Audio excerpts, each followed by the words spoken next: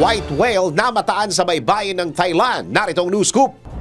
Sa isang pambihirang pagkakataon, namataan ang isang puting balyena sa baybayin ng Phuket, Thailand. Nakunan ito ng mga turista na lumalangoy malapit sa bangkang sinasakyan nila. Wala namang nagawa ang mga ito kundi pagmasdan ng hayop na unti-unting lumalangoy palayo. Nakuha pa nitong iangat ang ulo nito na nagpapakita ng puting balat na mas lalo pang nagpahanga sa mga ito. Ang balyena ay pinangalan ng talang ng mga residente sa lugar na isang dwarf fin whale o mas kilala sa tawag na Omuras whale. Inireport ang sighting sa Department of Marine and Coastal Resources ng Thailand na agad namang nagkasa ng search party para sa natatanging hayop. Matapos ang mga araw na paghahanap, tila naging mailap ulit ito sa tao dahil hindi na ito nakita ng departamento. Unang nakita ng buhay ang hayop sa baybayin ng Madagascar ayon sa inilathala sa Royal Society Open Science Journal noong 2015. Ang puting balyena na ito ay maaaring ang unang albino Omuras whale.